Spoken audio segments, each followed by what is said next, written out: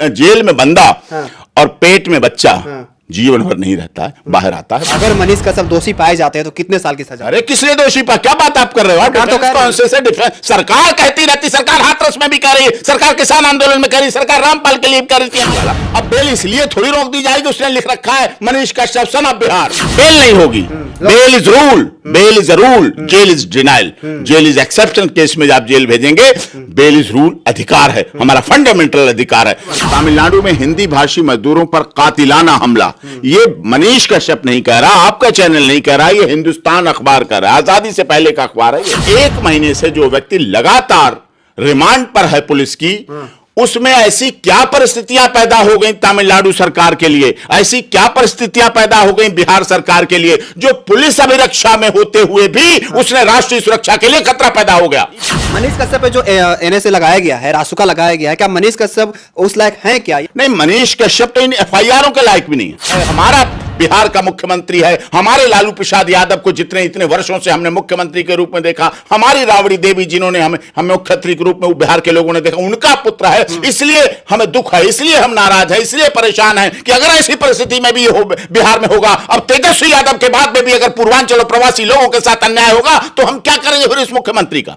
इस प्यार में भी कहते हैं लोग रासुका लगाना एनएसए, ये बिल्कुल मनीष कश्यप के ऊपर आर्थिक, शारीरिक और मानसिक हरासमेंट है, कॉन्स्टिट्यूशनल राइट का हनन है, ह्यूमन राइट्स का वायलेशन है, मानवाधिकारों का पूरी तरह से हनन है, और एक कलम और आईडी एक पत्रकार के ऊपर यह पूरी तरह से हमला है, जिसकी बात करने के लिए बिहार के लोग भी तत्पर हैं। अगर किसी जान माल का, अगर किसी की फांसी रुकनी है, जान माल का नुकसान हो रहा है, बहुत ज्यादा एडमिनिस्ट्रेटिव ऑर्डर की जरूरत है, रात में कोर्ट खुल सकती है, लेकिन पुलिस कस्टडी में रहते हुए उस व्यक्ति को, वो कस्टडी में ही था, वो रिलीज नहीं हो रहा था, वो बेल नहीं हो रही थी उसकी, उस समय रात में 9 बजे कोर्ट खुली, एप्लीकेशन लगी और उसके बाद उसको वहां सुबह के लिए रखा गया, और सुबह यहां हमारी फाइलिंग होती है सुप्रीम कोर्ट में, और वहां सुबह उस पर रासुका लगा दी जाती है, राष्ट्रीय सुरक्षा कानून, आनंद फानन में, जल्दबाजी में, कि सुप्रीम कोर्ट से रिलीफ ना मिल जाए, वहां से ना हो जाए, ये तो वापस जा रहा है। ऐसे ही हुआ, और जो कि गलत था। ऐसे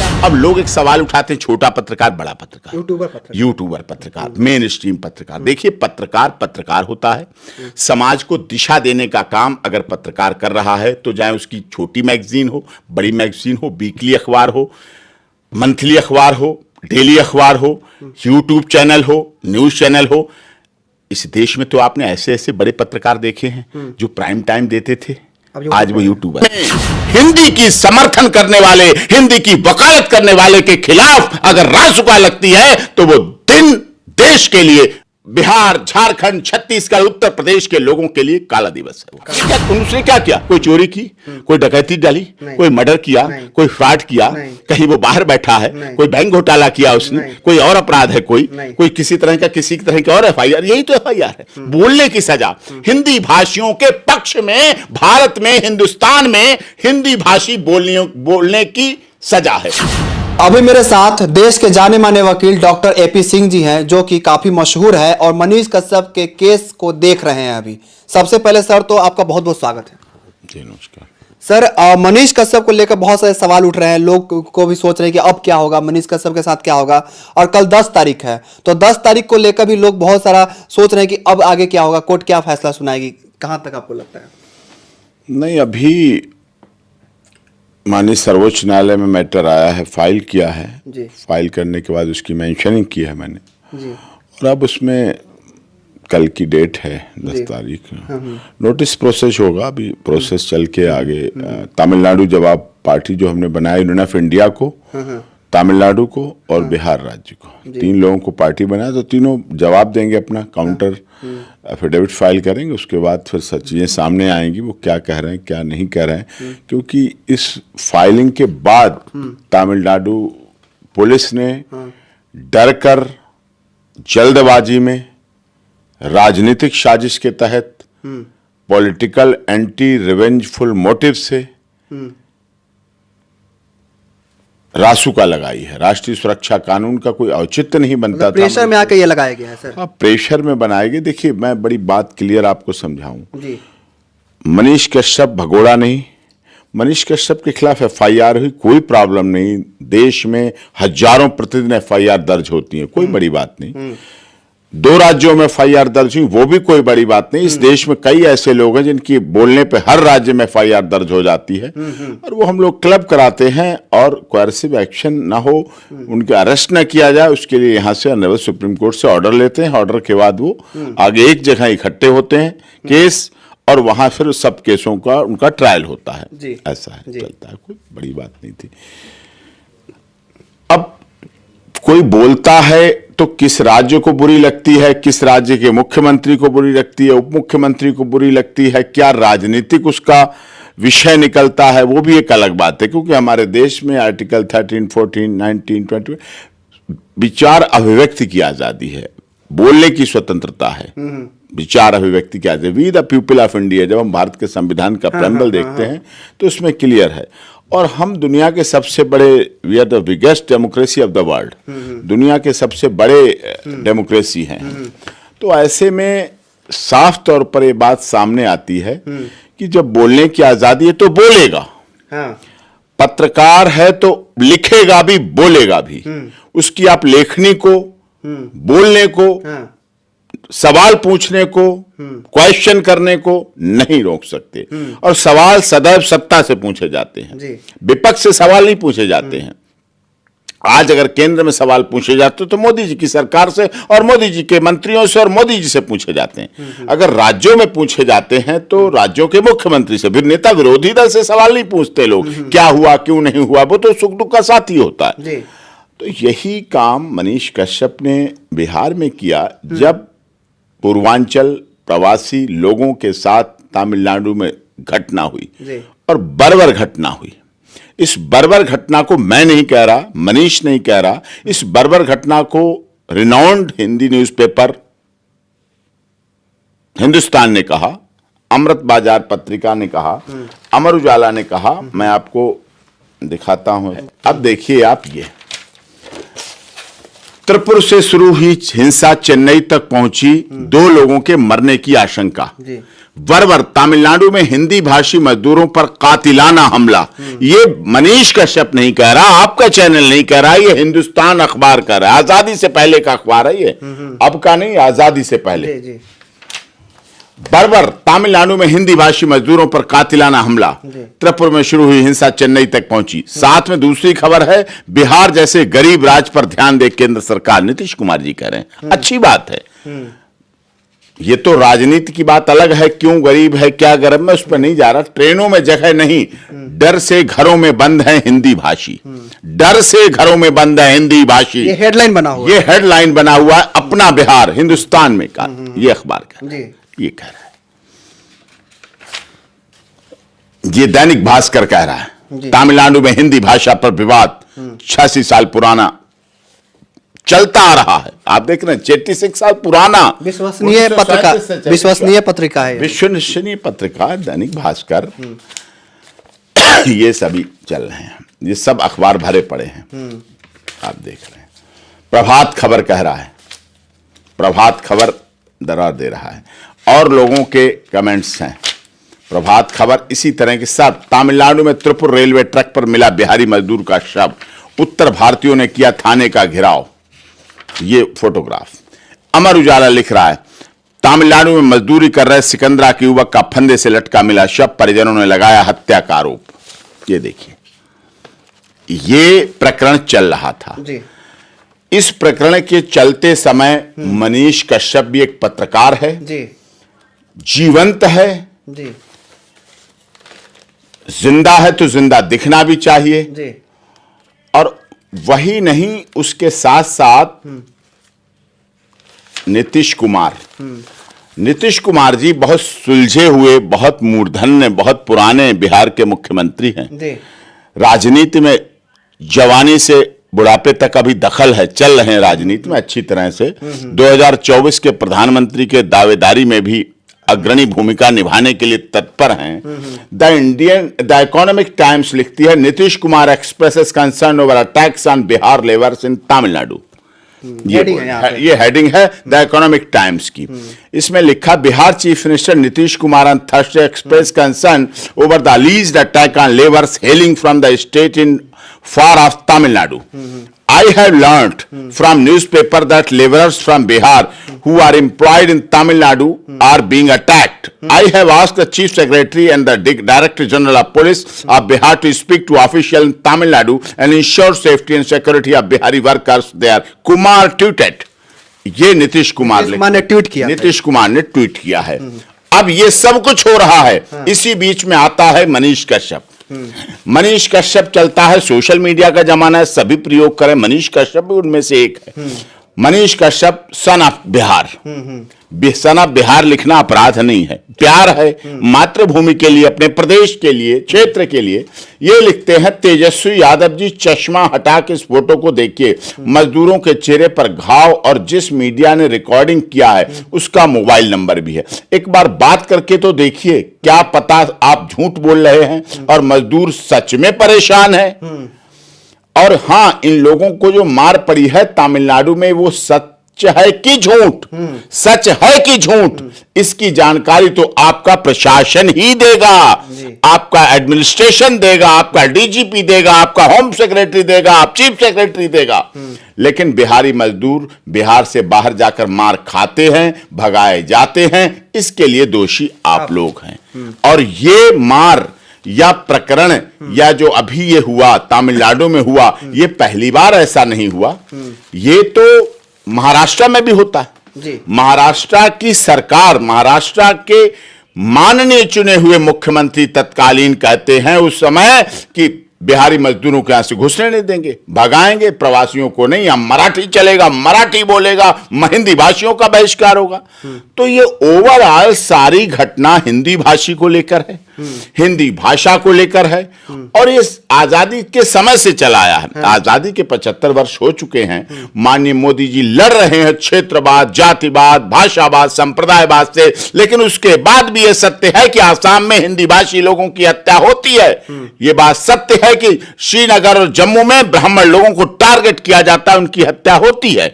यह सत्य है कि साउथ के स्टेट में प्रवासी जो नॉर्थ इंडियन हैं, हिंदी भाषी हैं, उनके साथ गलत व्यवहार होता है। तो एफआईआर इस बात की होनी चाहिए कि तमिलनाडु में हमारे बिहार के पूर्वांचल के प्रवासी मजदूर, प्रवासी उत्तर प्रदेश के भी हो सकते हैं, झारखंड के भी हो सकते हैं, छत्तीसगढ़ के भी हो सकते हैं, बिहार के भी हो सकते हैं, आसाम, मेघालय, मणिपुर, मिजोरम, अरुणाचल प्रदेश के भी हो सकते हैं, उनके साथ गलत व्यवहार क्यों हो? उस पर नहीं हुई एफआईआर, उस पर नहीं हुई किसने क्या किया, उस पर नहीं हुई कि बसें भर के चली आ रही हैं, ट्रेनें में जगह नहीं है, उस पर नहीं हुई, बर्बर घटना हुई।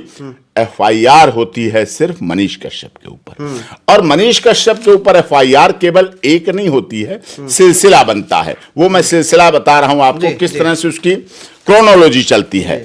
बिहार में एफआईआर नंबर 3/23 दर्ज होती है 5/3/23 को, under section 153, 153A, 153B, 5051B, 5051C, 468, 471, 120B of the IPC and 67 of IT, information technology act.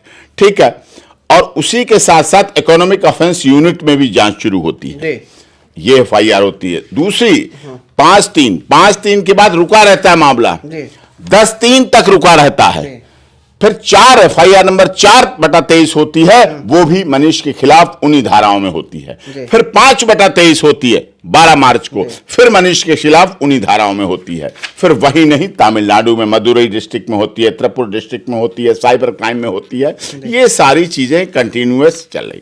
अब उसके बाद क्या होता है, एक व्यक्ति का, चलो एफआईआर हो गई, ठीक है, यहां तक ठीक है, कोई ऐसी बड़ी बात नहीं होती है।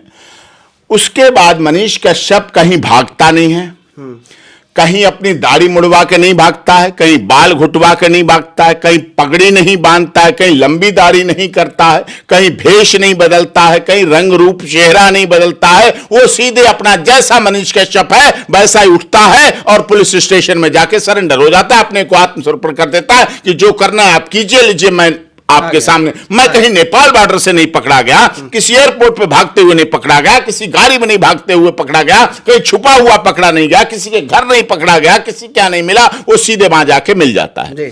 पुलिस इन्वेस्टिगेशन शुरू कर देती है। अब पुलिस इन्वेस्टिगेशन होते होते लगातार उसके रिमांड लिए जाते हैं, बिहार में लिए जाते हैं, फिर उसके बाद ट्रांजिट रिमांड भेज दिया जाता है तमिलनाडु, मदुरई। कोई बात नहीं, ट्रांजिट रिमांड का नियम है हमारा, सीआरपीसी कहती है। उसके आधार अब 1 महीने से जो व्यक्ति लगातार रिमांड पर है पुलिस की, उसमें ऐसी क्या परिस्थितियां पैदा हो गई तमिलनाडु सरकार के लिए, ऐसी क्या परिस्थितियां पैदा हो गई बिहार सरकार के लिए, जो पुलिस अभिरक्षा में होते हुए भी उसने राष्ट्रीय सुरक्षा के लिए खतरा पैदा हो गया। पुलिस अभिरक्षा में रहते हुए वो व्यक्ति राष्ट्रीय सुरक्षा के लिए खतरा पैदा हुआ। राष्ट्रीय सुरक्षा के लिए खतरा पैदा होते हैं लोग, मैं ये नहीं कह रहा, इसी देश में होते हैं, इसी देश में भारत माता के टुकड़े टुकड़े करने वाले लोग हैं, इसी देश में सनातन धर्म को गालियां देने वाले लोग हैं, इसी संसद में भारत माता की जय नहीं बोलते हैं, इसी संसद के पैसे लेते हैं, हमारे खून पसीने की कमाई और टैक्स के पैसे लेके संसद की सुविधाओं का उपभोग करके भारत माता के टुकड़े टुकड़े बोलते हैं, भारत माता की जय नहीं बोलते हैं। मैं उनकी बात नहीं कर रहा, लेकिन मैं उन लोगों की बात कह रहा हूं जब ये व्यक्ति 1 महीने से पुलिस अभिरक्षा में है, पुलिस के साथ है, इसके फोन तुम्हारे पास, इसके खाते तुम्हारे पास, खाते सारे सील, इन्वेस्टिगेशन तुम कर रहे हो, इंट्रोगेशन तुम कर रहे हो, इसके और लोग तुम्हारी अरेस्ट में हैं, तुम्हारे साथ कस्टडी में है, पुलिस कस्टडी। उसके बाद इसने ऐसा क्या कर दिया 1 महीने में जो इसे रासुका लगाएगी। हां, अगर ये रासुका पहले लगी होती, एनएसए का ही पहले केस रजिस्टर्ड होता, ये केस रजिस्टर्ड ना होते तो मुझे इतनी आपत्ति नहीं थी। मनीष कश्यप पे जो एनएसए लगाया गया है, रासुका लगाया गया है, क्या मनीष कश्यप उस लायक हैं क्या, या इसके पीछे से रंजिश हुसैन है? नहीं, मनीष कश्यप तो इन एफआईआरों के लायक भी नहीं है। क्या फिर और पत्र पत्रिकाओं के खिलाफ जिन्होंने छापा, जी न्यूज ने चलाया, अमर उजाला को आप दिखाया, अमृत बाजार पत्रिका दिखाया, आपको सब चीजें हिंदुस्तान अखबार आपने देखा। पत्रकार जागरूक का क्या मतलब है? वो बोलता है, वो लिखता है, वो दिखाता है। पत्रकार निडर होना चाहिए, निष्पक्ष होना चाहिए, निर्भीक होना चाहिए। उसने निर्भीकता दिखाई और उसने कार्य अपना किया, अपनी ड्यूटी की। सवाल तो मुख्यमंत्री और उप मुख्यमंत्री से पूछे जाएंगे। सवाल का तो वो वादा करके आए थे जब चुनाव जीते थे। चुनाव में वो कहते थे कि हम बेरोजगारों को रोजगार देंगे, हम इतने रोजगार देंगे। पहले कहा था, खुश हुए थे लोग, लोगों ने चुना था, लोगों ने उन्हें बहुत बहुमत के करीब ला दिया, बहुमत के करीब ला दिया। कुछ परिस्थितियां ऐसी रही, वो नहीं बन पाए डायरेक्ट मुख्यमंत्री, गठबंधन के बाद बन गए मुख्यमंत्री हैं। तो ऐसी स्थिति में अब दूसरे आरोप लोग लगाते हैं, आपके सोशल मीडिया के माध्यम से भी लिखते हैं लोग, हमसे भी कहते हैं नहीं, उन्होंने ये कहा कि तेजस्वी यादव को हम मुख्यमंत्री नहीं बनने देंगे। ये भूल है, ये गलती है मनीष कश्यप की, मानता हूं। भावावेश में कह दिया, इस दर्द में कह दिया कि अब हमारा मुख्यमंत्री है, हमारा युवा जोश है, हमारा युवा तुर्क है, हमारा बिहार का मुख्यमंत्री है, हमारे लालू प्रसाद यादव को जितने इतने वर्षों से हमने मुख्यमंत्री के रूप में देखा, हमारी राबड़ी देवी जिन्होंने हमें मुख्यमंत्री के रूप में बिहार के लोगों ने देखा, उनका पुत्र है, इसलिए हमें दुख है, इसलिए हम नाराज है, इसलिए परेशान है कि अगर ऐसी परिस्थिति में भी हो बिहार में होगा, अब तेजस्वी यादव के बाद में भी अगर पूर्वांचल और प्रवासी लोगों के साथ अन्याय होगा तो हम क्या करेंगे फिर इस मुख्यमंत्री का। इस प्यार में भी कहते हैं लोग, विश्वास में भी कहते हैं, अपनेपन में भी कहते हैं। ये बात कहने का अगर तरीका था तो गलत था, मैं मानता हूं, लेकिन उसका क्या किस एंगल से कहा गया वो एक अलग विषय है, लेकिन वो कहना उचित नहीं था। अब दूसरी बात आती है, वो चुनाव क्यों लड़ा। अब चुनाव तो राजनीति में आना और पत्रकारिता तो इतिहास में रहा है। जब आजादी की लड़ाई चल रही थी तब भी जो आजादी के लड़ने वाले थे, स्वतंत्रता संग्राम सेनानी थे, वो भी पत्रकार थे। छुप छुप के अखबार छापते थे, छुप छुप के बांटते थे, छुप छुप के प्रेसें चलती थी, छुप छुप के खबरें देते थे।